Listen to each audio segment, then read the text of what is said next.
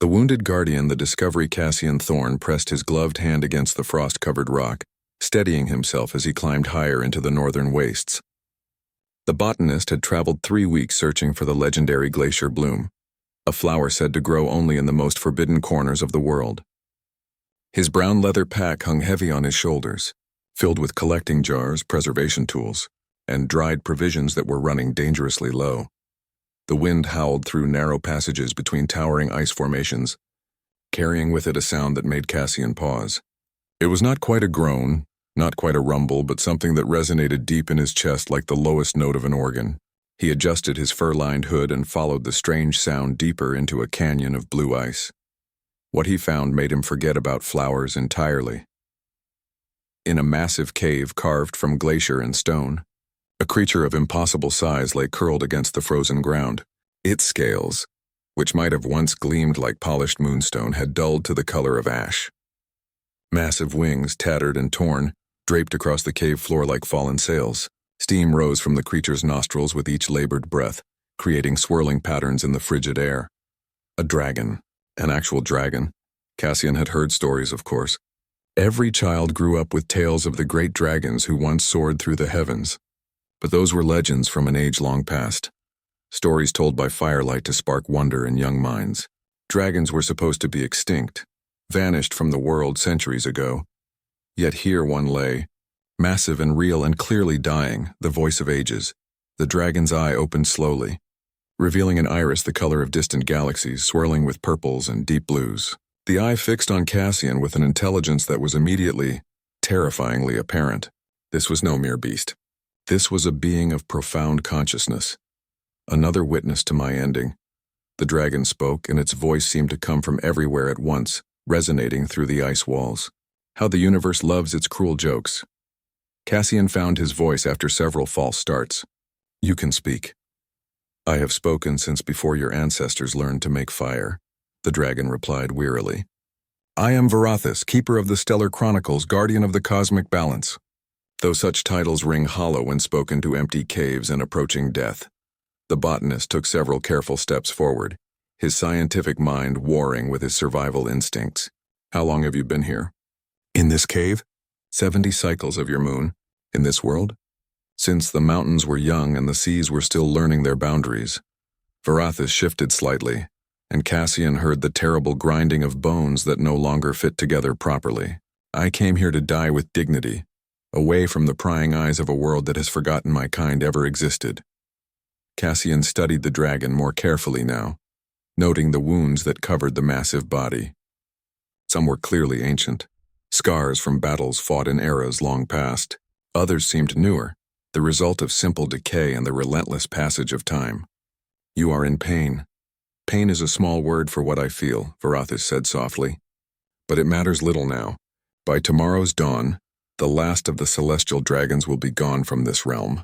The final chapter of a story that has spanned the lifetime of stars will close. The unexpected connection.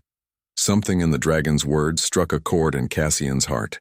He had spent his life studying the natural world, documenting plants and ecosystems, always arriving just a bit too late. Every year another species disappeared. Another unique flower bloomed for the last time. Another ancient tree fell without replacement.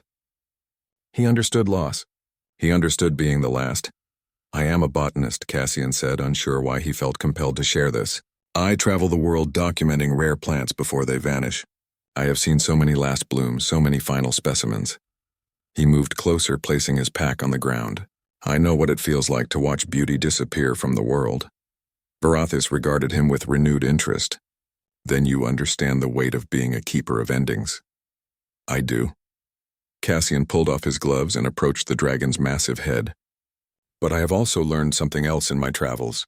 Sometimes even when we think something is truly lost, we find it surviving in the most unexpected places. A flower we thought extinct, blooming in a hidden valley. A tree we believed gone, growing in a secret grove.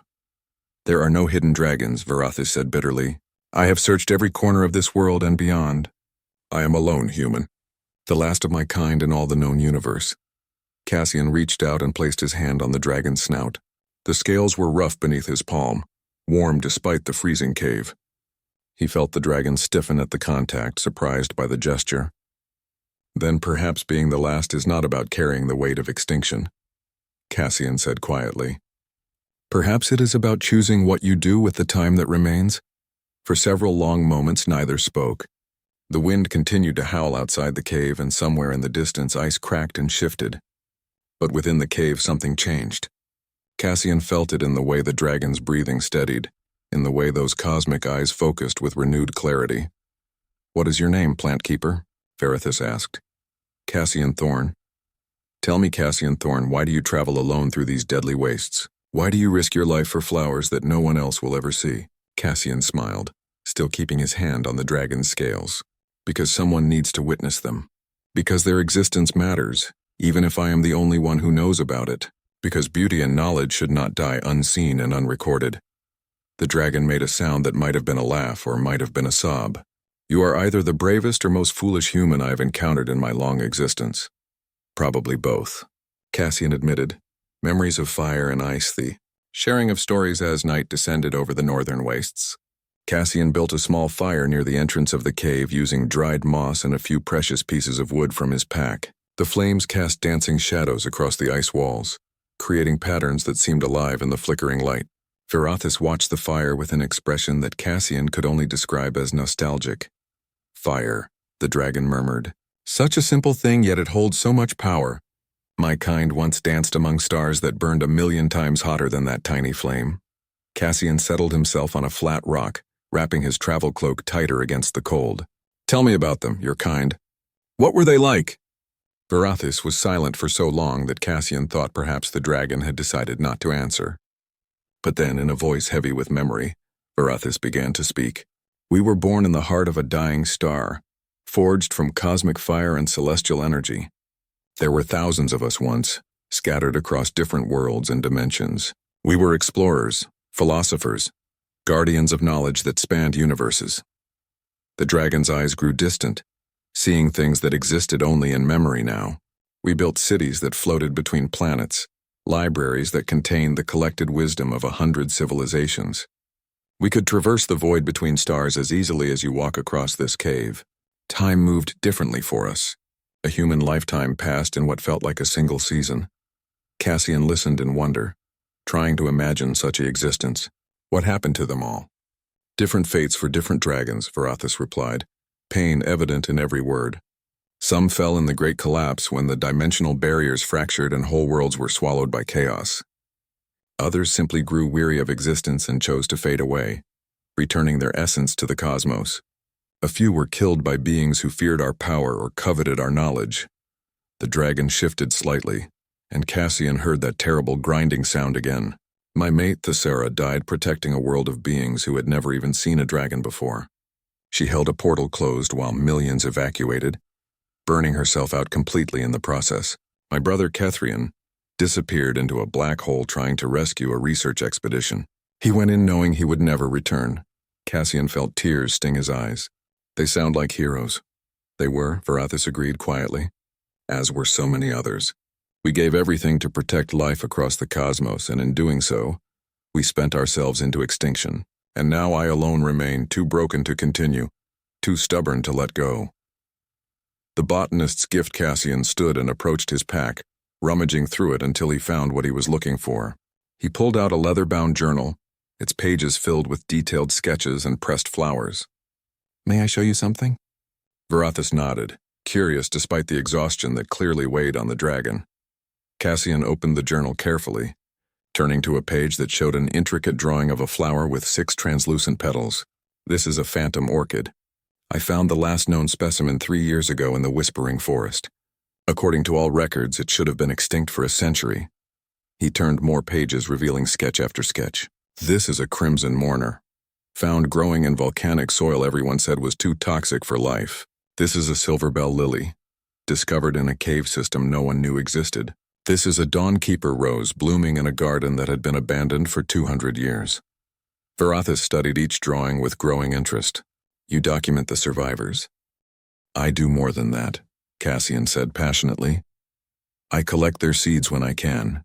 I record everything about their habitat, their needs, their unique characteristics, and I share that information with others who might be able to help them continue.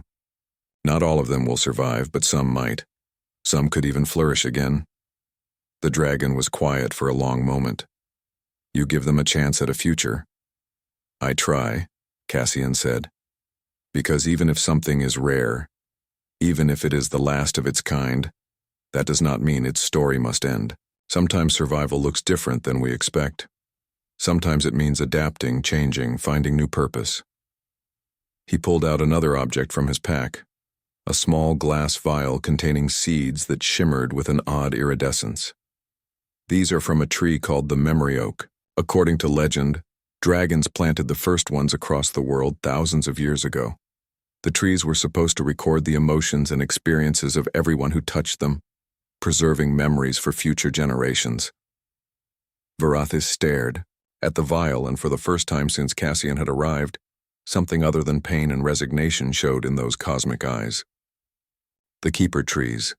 I had forgotten they were called memory oaks in the common tongue. Yes, we planted them.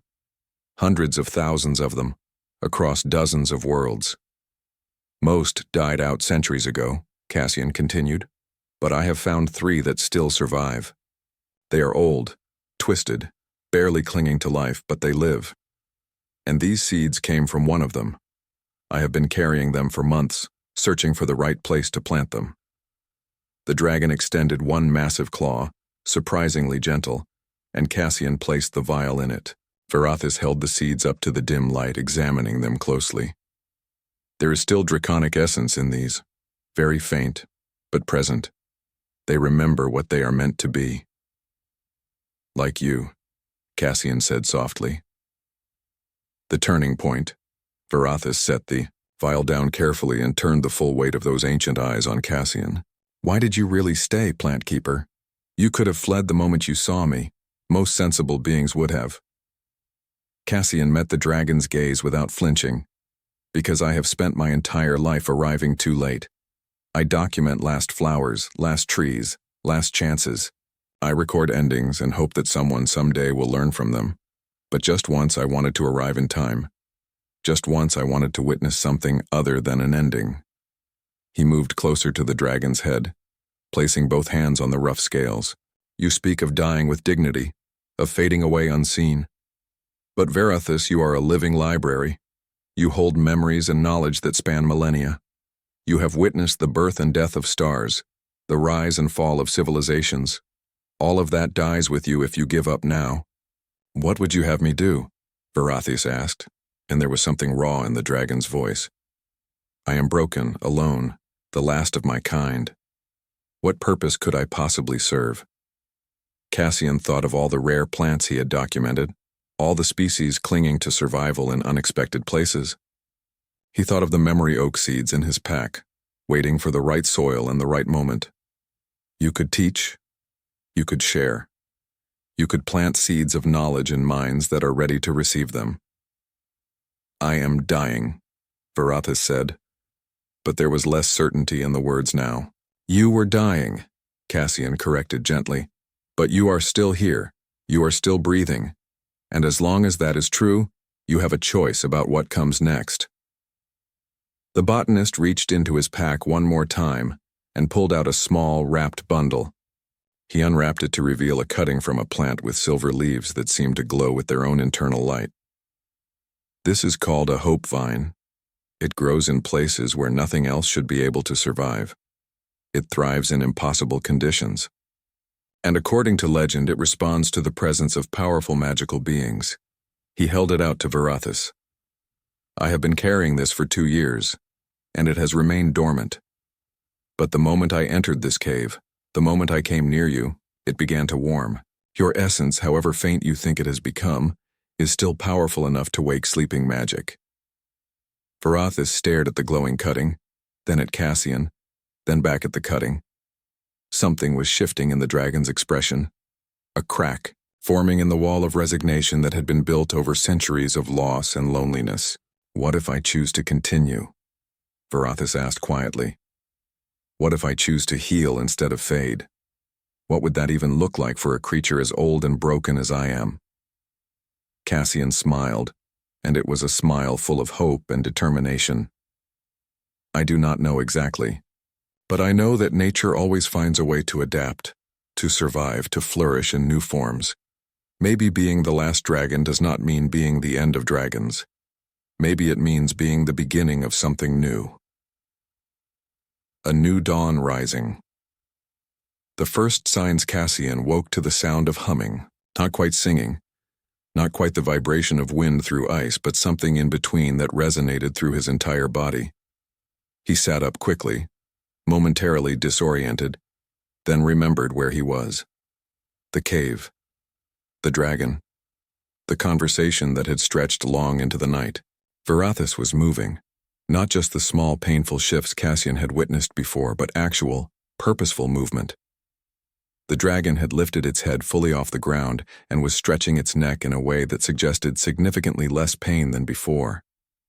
The scales, which had been dull ash gray, now showed hints of their original luster, patches of luminous silver blue appearing across the massive body.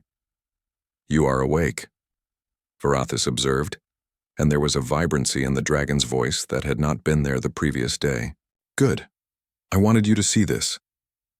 The dragon extended one wing slowly, carefully, and Cassian watched in amazement as the torn membranes began to knit themselves back together. It was not instant healing, not miraculous regeneration, but a steady, visible process of repair. Small tears sealed themselves, ragged edges smoothed, and the wing's structure grew stronger before his eyes. "What is happening?" Cassian asked, moving closer. "I am not entirely certain," Varathis admitted. "But I believe your presence has triggered something within me, not just your words, though they were powerful. Your essence itself carries something that resonates with draconic magic. Perhaps it is your connection to living things, your dedication to preservation and growth. Whatever the cause, my body is responding." The dragon carefully folded the partially healed wing. "I spent so long preparing to die that I forgot what it felt like to choose life. Your determination reminded me that existence is not something that simply happens to us. It is something we actively create moment by moment, choice by choice." The revelation, as the morning light filtered through the ice formations painting the cave in shades of blue and gold, Varathis began to share knowledge. The dragon spoke of cosmic principles that governed the growth of stars, of mathematical patterns that appeared in everything from galaxy spirals to flower petals. Cassian listened in fascination, occasionally sketching in his journal, trying to capture even a fraction of what was being shared. "The universe operates on cycles," Varathis explained. "Birth, growth, decline, death, and rebirth. I spent centuries focused only on the death part of the cycle, mourning what was lost. But cycles do not end. They transform. Energy changes form but is never truly destroyed." The dragon gestured with one newly healed claw to the hope vine cutting, which had fully awakened and was now growing visibly, its silver leaves unfurling in the cold cave air. "That plant responds to me because I am still a source of life energy, however diminished, and it grows stronger in my presence because growth and decay are not opposites. They are partners in the dance of existence." Cassian picked up the memory oak seeds. "Could you use your essence to help these grow? Could we plant them together?" Varathis considered this carefully. "Yes. But more than that, I could infuse them with knowledge. The original keeper trees held memories because we gave them that purpose when we planted them. These seeds carry that potential, but it needs to be awakened." Together they worked. Cassian prepared a mixture of soil he had collected from different environments, creating the rich, balanced medium that memory oaks required. Varathis focused draconic energy into the seeds, a delicate process that required immense concentration. The dragon's scales glowed brighter as power flowed through ancient channels that had long been dormant.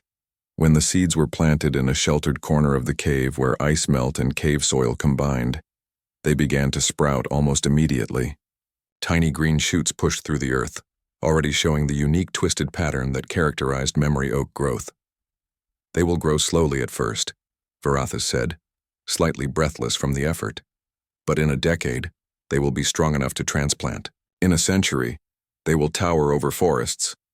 And in a millennium, they will serve as bridges between past and future, just as their ancestors did. The Promise A's days passed. Cassian remained in the cave with Varathis. The botanist used his supplies, carefully, stretching his provisions while supplementing them with ice moss and melt water. He watched as the dragon continued to heal, not just physically but spiritually. The weight of despair that had hung over Varathis like a shroud was lifting, replaced by something that looked remarkably like purpose. They talked for hours each day. Varathis shared stories of distant worlds and ancient civilizations. Cassian spoke of his travels, his discoveries, his own losses and triumphs. They found common ground in their shared dedication to preservation, to bearing witness, to caring about things that others had forgotten or never knew existed. On the 7th day, Varathis stood fully for the first time since Cassian had arrived. The dragon moved to the cave entrance, wings now strong enough to spread fully. The sight was breathtaking. Even diminished, even aged, Varathis was magnificent. The scales caught the northern lights that danced across the night sky, reflecting their colors in stunning patterns. "I have made a decision," Varathis announced. "I will not die in this cave. Instead, I will return to the world not as a warrior or a guardian of cosmic balance, but as a teacher. I will seek out those like you, those who care about preservation and knowledge. I will share what I know before it is lost forever." Cassian felt tears of joy streak down his cheeks. "Where will you go?" "Everywhere, eventually," Varathis replied. "But first, I will help you plant more memory oaks. We will create a network of living libraries across this world, and I will encode in them not just memories but the knowledge of my kind. Future generations will be able to touch those trees and learn from them." The dragon turned to look at Cassian directly. "You gave me a gift more precious than any treasure, Plant Keeper. You gave me a reason to continue when I had convinced myself that endings were inevitable. You showed me that the last of something can also be the seed of something new." Cassian approached and placed his hand on the dragon's foreleg, marveling at how much warmer and more vibrant the scales felt now. "We saved each other, I think. I have spent so long documenting endings that I forgot to look for beginnings. You reminded me that even in the most impossible places, life finds a way to flourish." The new journey. As dawn broke over the northern wastes, Cassian packed his belongings while Varathis made final preparations. The dragon had used the last few days to rest and gather strength, ensuring that flight would be possible.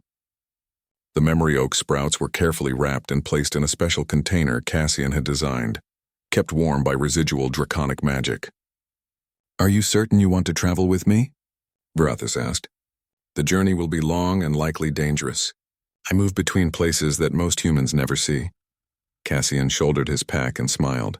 "I have spent my entire life searching for rare and vanishing wonders. What could be more rare than the last dragon? What greater honor than to help that dragon create something new?" Varathis made a sound that was definitely laughter this time, warm and rich. "Then let us begin this unexpected partnership. We will plant trees that remember, share knowledge that was nearly lost, and show the world that endings and beginnings are often the same moment, viewed from different perspectives." The dragon lowered itself, allowing Cassian to climb onto its back. The botanist settled himself carefully between two large neck scales, gripping tightly as Varathis moved to the edge of the cliff outside the cave. Below them, the northern waste stretched away in endless fields of ice and stone. Above, the sky was clear and impossibly vast. "Hold on, Plant Keeper," Varathis said. "Let me show you what it means to dance with the wind." The dragon launched into the air with powerful beats of newly restored wings. Cassian felt his stomach drop as they soared upward, climbing higher and higher until the cave was just a tiny dark spot in the white landscape below. The wind roared in his ears, cold and exhilarating, and he found himself laughing with pure joy.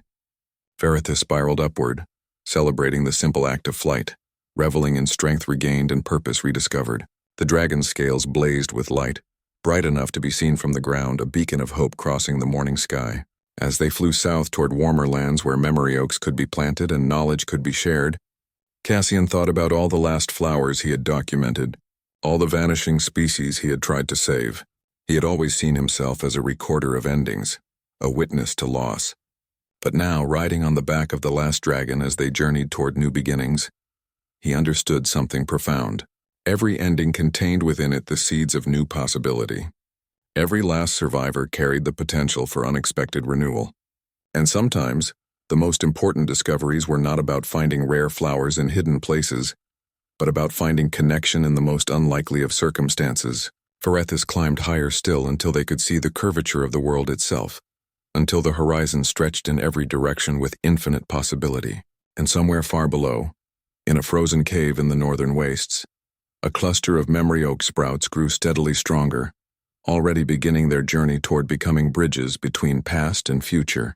The last dragon was no longer dying alone. The last dragon had found a reason to live, and in finding that reason, had given hope to a botanist who had spent too long documenting endings, showing him that witnessing a beginning was the greatest gift of all. Sonnet Sar.